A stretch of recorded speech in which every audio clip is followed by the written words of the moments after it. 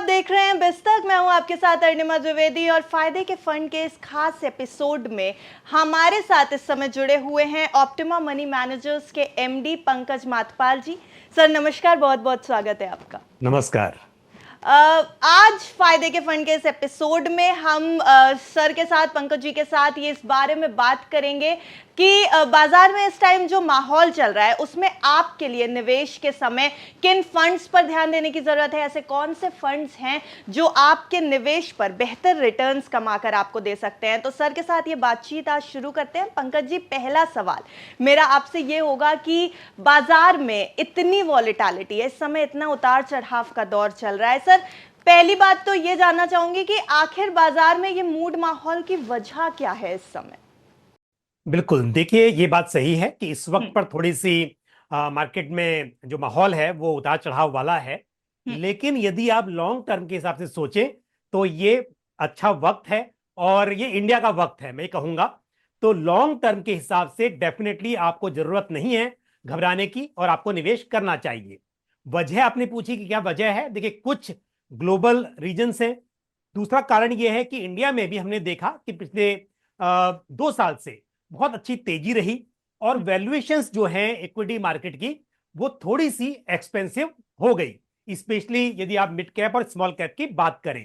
तो ऐसे में जब हम देखेंगे कि कोई चीज बहुत तेजी से आगे बढ़ती है तो थोड़ा सा स्लो हो जाना ये स्वाभाविक भी है। तो इसके लिए इस वक्त पर थोड़ा हम देख रहे हैं कि मार्केट में उतार चढ़ाव का माहौल है। लेकिन मैं फिर से रिपीट करूंगा कि लॉन्ग टर्म का यदि आपका लक्ष्य है तो बिल्कुल आपको घबराना नहीं है और निवेश करते रहना है। जी सर, निवेश करने के लिए अच्छा समय है, आप कह रहे हैं निवेश करते रहना है इस मूड माहौल के बीच भी। पर सर, अगर बात की जाए निवेश की, तो ये जो माहौल इस समय चल रहा है उतार चढ़ाव का, इसमें आखिर ऐसी क्या रणनीति अपनानी चाहिए कि हमारे जो निवेश है वो हमें बेहतर रिटर्न दे सके, ये जो माहौल है शेयर बाजार का इस समय। बिल्कुल, देखिए इंडिया की तो स्थिति बहुत अच्छी है। हम यदि बात करें यूएस की तो थोड़ा सा वहां पर ऐसा लग रहा था कि रिसेशन आने वाला है। लेकिन अब जो स्थिति है उसके हिसाब से वो भी आ, दूर हो गई है और स्थिति अच्छी है। तो आपको डेफिनेटली इस वक्त पर इन्वेस्ट करना चाहिए। लेकिन क्योंकि स्मॉल कैप और मिड कैप की वैल्यूएशंस थोड़ी सी एक्सपेंसिव हैं तो ये वक्त लार्ज कैप में इन्वेस्ट करने का है। मैं ये नहीं कहूंगा कि आपको स्मॉल कैप में बिल्कुल या मिड कैप में बिल्कुल भी अपना इन्वेस्टमेंट नहीं रखना चाहिए। लॉन्ग टर्म के हिसाब से हर निवेशक के पोर्टफोलियो में हर तरह का मार्केट कैप और सभी असेट्स होने चाहिए। लेकिन इस वक्त यदि आप शुरुआत कर रहे हैं निवेश की या निवेश को बढ़ाना चाहते हैं तो ऐसे में लार्ज कैप बेहतर दिखाई दे रहा है। जी, लार्ज कैप बेहतर दिखाई दे रहा है सर। तो अगर मैं बात करूं, क्या ये जो माहौल चल रहा है, अभी जो वॉलेटिलिटी चल रही है, इसमें फंड्स की ये जो आपने रणनीति बताई, इसमें सिर्फ लार्ज कैप पर ही फोकस रहना चाहिए? और अगर सिर्फ लार्ज कैप पर ही फोकस रहता है तो क्या यहां पर एक अच्छे रिटर्न की उम्मीद हम कर सकते हैं हमारे इन्वेस्टर्स के लिए? देखिए, अगर आप लंबी अवधि के निवेशक हैं तो आपको लार्ज कैप के साथ मिड कैप स्मॉल कैप को भी अपने पोर्टफोलियो में जगह देनी चाहिए। अब क्योंकि हम इस वक्त यदि शुरुआत कर रहे हैं या फिर एलोकेशन बढ़ा रहे हैं और जैसा मैंने कहा कि मिड कैप स्मॉल कैप में वैल्यूएशन थोड़ी एक्सपेंसिव है। और देखिए, यदि आप जो ऑलरेडी महंगी चीज है उसे खरीदेंगे तो फायदा कम होगा, जोखिम बढ़ जाएगा। तो उस हिसाब से मैंने कहा कि यदि लार्ज कैप में आप निवेश ज्यादा करते हैं तो जोखिम आपका कम रहेगा। तो ऐसे में एक तो यह है कि आप फ्लेक्सी कैप टाइप के जो फंड है उसमें निवेश करें, क्योंकि फ्लेक्सी कैप में क्या होता है कि ये फंड मैनेजर के हाथ में है कि उन्हें किस वक्त पर किस तरह के मार्केट कैप में एलोकेशन कम और ज्यादा करना है। आप देखेंगे तो most of flexi cap fund इस वक्त लार्ज कैप में ज्यादा इन्वेस्टमेंट किए हुए हैं।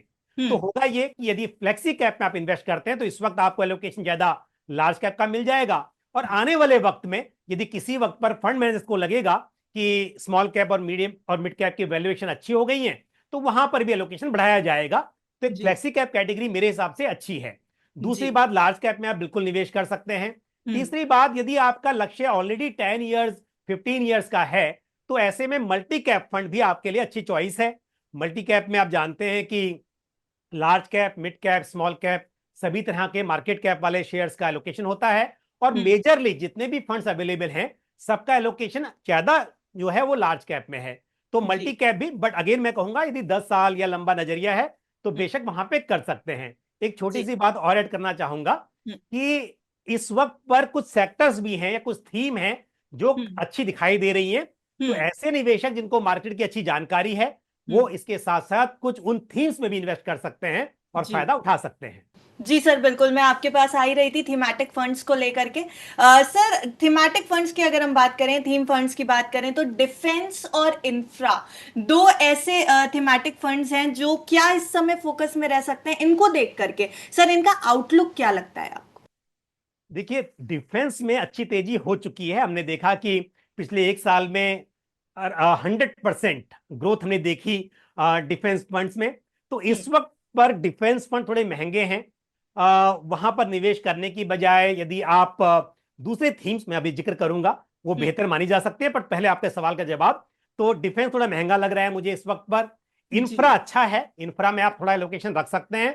लेकिन जो अच्छी थीम मुझे लगती हैं वो है कंजम्पशन, क्योंकि कंजम्पशन पर सरकार का भी काफी फोकस है। जी। और जो जिस तरह की रणनीति है उससे लगता है कि कंजम्पशन अच्छा परफॉर्म कर सकता है। हम्म। दूसरा है हेल्थ केयर, क्योंकि हेल्थ केयर में उतनी तेजी हमने देखी नहीं है। हम्म। इसके लिए यहां पर यदि एंटर करना है तो हेल्थ केयर अच्छा है। तो जी। दो सेक्टर्स, थीमेटिक और हेल्थ केयर, ये अच्छे हैं।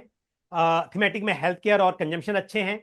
उसके अलावा एक थीम है मैन्युफैक्चरिंग, हम्म। क्योंकि आप जानती हैं कि सरकार का मेक इन इंडिया पर काफी फोकस है और काफी गवर्नमेंट उसको लेकर आगे काम कर रही है। हम्म। और मैन्युफैक्चरिंग क्या एक लॉन्ग टर्म थीम है हम्म। कि मैन्युफैक्चरिंग में ऐसा नहीं कि एक सेक्टर है। सर्विस इंडस्ट्री को छोड़कर करीब करीब सारे सेक्टर्स में आ सकते हैं। हम्म। सभी तरह के मार्केट कैप में वहां पर एलोकेशन देखा जा सकता है। हम्म। तो मेरे हिसाब से मैन्युफैक्चरिंग थीम जो है वो इस वक्त पर काफी अट्रैक्टिव मानी जा सकती है। सर, एक बहुत बड़ी चिंता यहाँ पर इस समय लोगों को रहती है कि रिटायरमेंट के बाद उनके फाइनेंसेस कैसे हैंडल होंगे, वो किस तरीके से ऐसा निवेश करें कि रिटायरमेंट के बाद भी उनके पास सहूलियतें रहें। तो सर, रिटायरमेंट के नज़रिए से अगर हमें किन्हीं फंड्स के ऊपर अपना दांव लगाना है, किन्हीं फंड्स में इन्वेस्ट करना है, तो वो कौन से फंड्स हो सकते हैं? देखिए, दो चीजें हैं। यदि आप प्लानिंग कर रहे हैं कि अभी आप निवेश करेंगे और आज से 10 15 या 20 साल के बाद में आप जो पैसा इकट्ठा हुआ है उससे आप आगे का अपना खर्च चलाएंगे, हम्म। तो इसे हम कहते हैं एक्यूमुलेशन, कि आपको पैसा इकट्ठा करना है, एक्यूमुलेट करना है। हम्म। तब तो आप बेशक डाइवर्सिफाइड फंड्स जो हैं, flexi cap, large and mid cap, multi hmm. Cap या मिड कैप वगैरह, इस तरह के फंड्स में निवेश करें और हम्म। अच्छी पूंजी इकट्ठा करें। पर यदि बात यह है कि आप रिटायर हो चुके हैं या जल्दी होने वाले हैं, तो ऐसे वक्त पर आपको जोखिम कम लेना चाहिए। और जी। ऐसे में हाइब्रिड फंड्स आपके लिए अच्छी चॉइस हैं। अब हम्म। हाइब्रिड फंड्स में भी ऐसा नहीं कि एक ही कैटेगरी है। यहां पर कुछ कंजर्वेटिव हाइब्रिड होते हैं जहां पर इक्विटी एलोकेशन कम होता है, 10% टू 25%। वहीं आपके पास अग्रेसिव हाइब्रिड फंड्स होते हैं जहां पर इक्विटी एलोकेशन मिनिमम 65% होता है। फिर उसके अलावा आपके पास डायनेमिक असेट एलोकेशन फंड, या जिसे हम बैलेंस एडवांटेज फंड कहते हैं, ये भी कैटेगरी है। तो निवेशक को क्या करना चाहिए, अब यदि रिटायर हो गए हैं तो आप पूरे पैसे को एक जगह पे निवेश ना करें। थोड़े पैसे तो जो सरकारी योजना है जैसे कि सीनियर सिटीजन सेविंग स्कीम है उसमें पैसा इन्वेस्ट करें, क्योंकि आपको गारंटीड रिटर्न मिल जाते हैं। पर ध्यान रहे कि लॉन्ग टर्म में आपको इन्फ्लेशन को बीट करना है। समय के साथ महंगाई बढ़ेगी तो आपको पैसा भी ज्यादा मिलना चाहिए, हर साल और ज्यादा अमाउंट मिलता रहे। तो ऐसे में म्यूचुअल फंड तो आपके लिए जरूरी है ही, बट ऐसे में डायनेमिक एसेट एलोकेशन फंड या अग्रेसिव हाइब्रिड फंड ये अच्छे हो सकते हैं। और शुरुआती दौर में आप कंजर्वेटिव हाइब्रिड फंड में निवेश करके और उससे भी पैसा विड्रॉ कर सकते हैं। जी। सर, अगर हम मान के चलें आजकल के यूथ का भी बहुत इंटरेस्ट है इस समय सिस्टमैटिक प्लानिंग करने में, अपने फाइनेंसेस की इन्वेस्ट करने में, तो अगर हम ऐसे फंड्स के ऊपर बात करें कि मान लीजिए 35 साल की उम्र में 1 से 2 करोड़ का फंड इकट्ठा करना है हमारे यूथ को, तो उसके लिए क्या होगी बेहतर रणनीति? देखिए, अब सवाल ये कि कितने साल में करना है। यदि कोई 35 साल का व्यक्ति और ये लेके चलता है कि 20 साल में उसे 1 करोड़ रुपया इकट्ठा करना है, तो करीब करीब 11,000 रुपया महीना निवेश करना चाहिए। यदि 12% का यहां पर कंपाउंडेड एनुअल ग्रोथ कैलकुलेट के हिसाब से कैलकुलेट करूं तो। और वहीं एक तरीका और भी है। देखिए, यदि आपको ऐसा लगता है कि हम सिर्फ 1 करोड़ की बात कर रहे हैं और 11,000 रुपया यहां पे आपको इन्वेस्ट करना पड़ रहा है, तो हम जानते हैं कि समय के साथ इनकम बढ़ती है। तो यदि हम स्टेप अप मेथड अपनाएं कि शुरुआत में कम निवेश करें और हर साल अपने निवेश को मान लीजिए 10% से बढ़ाते रहें, तो ऐसे में यदि आप 5,400 रुपए हर महीना निवेश करते हैं पहले साल में, हर साल बढ़ाते जाते हैं 10% से, तब भी आप 20 साल में आसानी से 1 करोड़ रुपया इकट्ठा कर पाएंगे। और फिर यदि बात 20 साल की हो रही है तो मेरे हिसाब से टारगेट 1 करोड़ नहीं होना चाहिए, ज्यादा होना चाहिए। तो 1 की बजाय 2 करोड़ करना है तो जैसे मैंने कहा कि 5,400 से शुरुआत कीजिए, आप इसे डबल कर दीजिए, 11,000 से कर लीजिए और हर साल बढ़ाते जाइए 10% से। तो लॉन्ग टर्म के लिए करेंगे तो आपको छोटे से शुरुआत कर सकते हैं। लेकिन यदि आप 20 की बजाय 15 साल में पूरा करना चाहें, 5 साल कम कर दें, तो ध्यान रहे आपको अमाउंट डबल करना पड़ेगा। तो यदि आप जैसे मैंने पहले कहा कि आप 11,000 से स्टार्ट कीजिए, उसके बजाय आपको 15 साल में पूरा करना है तो 22,000 रुपया महीना निवेश करना होगा। तो जल्दी शुरुआत कीजिए, रेगुलरली इन्वेस्ट कीजिए और साल दर साल अपनी इन्वेस्टमेंट अमाउंट को 7-8%, 10% जो भी संभव हो उससे बढ़ाते रहिए। जी सर, यहाँ पर एक सवाल मैं और ऐड करना चाहूँगी। आपने कहा जल्दी शुरुआत करनी चाहिए और उसके बाद ये ध्यान रखना चाहिए कि हमें कितने सालों में अपने फंड्स को अक्यूमुलेट करना है। सर, क्या होता है निवेश करने का सही टाइम, मतलब किस उम्र से हमें निवेश करने में शुरुआत कर देनी चाहिए ताकि हम आगे चल के अपने फाइनेंसेस को लेकर के चिंतित ना हो? देखिए, जैसे ही आपकी पहली सैलरी मिले जी। वो सही समय है शुरुआत करने का। आपको जितने भी पैसे बचते हो वैसे तो अपनी इनकम में से 30%, 40% बचाया जा सकता है। और उस वक्त पर तो आपके बहुत जिम्मेदारियां भी नहीं होती, क्योंकि आप अकेले हैं, मान लीजिए जॉब ज्वाइन किया, अभी अभी एम्प्लॉयमेंट या कुछ भी बिजनेस शुरू किया है, वो सही समय होता है। तो शुरुआत तभी से कीजिए। बल्कि मैं तो आजकल बहुत से लोगों को ऐसा सजेशन देता हूं कि पॉकेट मनी से भी आप 1-2 कंपनी के शेयर ले लीजिए, आईपीओ में अप्लाई कर दीजिए, एसआईपी कर लीजिए। तो यदि आपको 10,000 की अगर पॉकेट मनी मिलती है, 5,000 मिलती है, तो 500 रुपये, 1,000 रुपये वहां से शुरुआत कर सकते हैं। तो आपने पूछा सही समय क्या है, हो सके तो आप स्टूडेंट लाइफ में शुरू कर दीजिए, और नहीं तो कम से कम पहली सैलरी मिलते ही जितना भी मुमकिन हो सके आपको निवेश करना चाहिए। जी सर, एक सवाल और मैं लूंगी आपसे कि 50,000 रुपए मंथली इनकम जिन लोगों की है उनके लिए सिस्टमैटिक विड्रॉल प्लान में निवेश करना है अगर उन्हें, तो क्या रणनीति उन्हें अपनानी चाहिए? देखिए, सिस्टमेटिक विड्रॉल प्लान है विड्रॉ करने के लिए। देखिए, यदि आप मान लीजिए रिटायर्ड हो गए हैं, अब आपकी जो एक्टिव इनकम है वो रुक गई है, तब आप चाहेंगे कि मुझे कितना पैसा हर महीने विड्रॉ करना है और उसके लिए मुझे कितना निवेश करना चाहिए। आजकल कई बार कुछ यंग लोग भी ये गलती कर रहे हैं कि आपने एकदम पैसा डाल दिया, हर महीने आप विड्रॉ भी कर रहे हैं, जबकि आपकी एक्टिव इनकम ऑलरेडी है। अब ऐसे में क्या होगा, जो पैसा आपने निवेश किया यदि आप विड्रॉ करते रहेंगे तो आपका मल्टीप्लाई कैसे होगा, पावर ऑफ कंपाउंडिंग का फायदा कैसे मिलेगा। तो यंग एज में तो आपको एसडब्ल्यूपी करनी नहीं चाहिए, आपको पैसा इकट्ठा करके उसको बढ़ाना चाहिए। तो आप रिटायर हो गए हैं, आपकी एक्टिव इनकम रुक गई है, तब बेशक आपको पैसा इन्वेस्ट करें। और इसके लिए जो कम जोखिम वाले फंड हैं, जो मतलब मैं ऐसा भी नहीं कहूंगा कि बिल्कुल जोखिम नहीं लेना है, नहीं तो रिटर्न मिलेगा नहीं, लेकिन dynamic asset allocation fund, aggressive hybrid fund, इस तरह के फंड्स में निवेश करें और जो पैसा आप निवेश करें उससे विड्रॉ करें। तो मान लीजिए आपने 10 लाख रुपए यदि इन्वेस्ट किया है, तो उसके आगे आप हर महीने का 0.5% ही विड्रॉ करें। रिटर्न हो सकता है आपको 1% हर महीना मिल जाए, मतलब 12% साल का मिले, ऐसा हर महीने तो गारंटी नहीं है, लेकिन एवरेज 12% मिले तो भी आप विड्रॉ जो कर रहे हैं वो हर महीने का मान लीजिए 0.5% कीजिए, 0.5% आप कीजिए। इसका फायदा क्या होगा कि अगर 10 लाख पे के ऊपर आपने सिर्फ 5,000 रुपए विड्रॉ किए हर महीना, तो समय के साथ जो आपका कैपिटल है वो भी बढ़ेगा। तो साल दर साल आप ज्यादा पैसा विड्रॉ कर पाएंगे, क्योंकि आपके खर्चे बढ़ने वाले हैं हर साल महंगाई की वजह से। तो मेरा ये सजेशन है कि 10 लाख के ऊपर आप सिर्फ 5,000 रुपया हर महीना विड्रॉ करें, ताकि आपका जो पैसा है वो समय के साथ प्रिंसिपल भी बढ़े। पर अगर मजबूरी है, ज्यादा पैसा चाहिए थोड़ा आपको, तो आप थोड़ा ज्यादा भी कर सकते हैं। पर जोखिम ये होता है वैसे उसमें कि आपका जो कैपिटल है किसी वक्त पर हो सकता है कि ग्रोथ नहीं हुई, तो कैपिटल में से पैसा विड्रॉ हो जाएगा। जी। सर एक सवाल और मेरे मन में आया है कि जब हम बात कर रहे थे अभी थीमेटिक फंड्स की, आपने फ्लेक्सी कैप फंड्स का भी नाम लिया। सर एक कंपाइल फॉर्म अगर आपसे हम जानना चाहें कि इस समय जो लोग बाजार की वॉलेटिलिटी को देखते हुए फंड्स पर फोकस कर रहे हैं अपना निवेश करने के लिए, उनके लिए क्या सजेशंस होंगे, कौन कौन से फंड्स पर उनको अपना ज्यादा ध्यान देना चाहिए?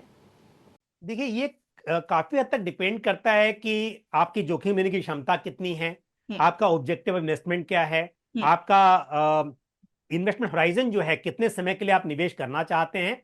लेकिन इन जनरल में बात करूंगा, यदि आप नए निवेशक हैं और मार्केट के उतार चढ़ाव से थोड़ा घबराते हैं, तो ऐसे में जो ये डायनेमिक एसेट एलोकेशन फंड है इसमें आप निवेश कीजिए, क्योंकि यहां पर फंड मैनेजर्स वो इसे मैनेज करेंगे कि कितना इक्विटी में कितना डेट में करना है, और आपको चिंता अधिक नहीं करनी पड़ेगी।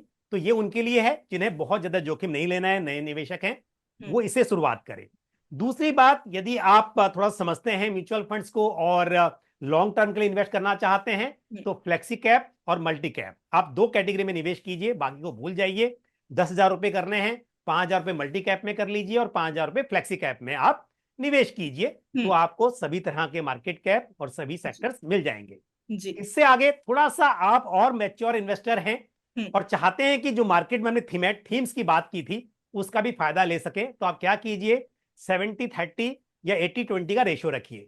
80% तो diversified fund, multi cap, flexi cap जिनकी मैंने बात की, और जो 20-30% है उसे आप इन्वेस्ट कीजिए ये जो कंजम्पशन और हेल्थ केयर, साथ में मैंने बात की मैन्युफैक्चरिंग की, इनमें आप थोड़ा निवेश कीजिए। तो इससे क्या होगा, ये जो छोटा आपका एलोकेशन है इस पर आप बेहतर रिटर्न्स की उम्मीद कर सकते हैं, लेकिन थोड़ा जोखिम ज्यादा रहेगा। और ये 3-4-5 साल के लिए निवेश कीजिए, उसके बाद हो सकता है अगली कोई थीम नहीं आएगी तो आप स्विच कर सकते हैं। और ये डाइवर्सिफाइड फंड है, मल्टी कैप और फ्लेक्सी कैप, ये तो लॉन्ग टर्म के लिए हैं, इनमें आप निवेश करते ही रहिए। जी।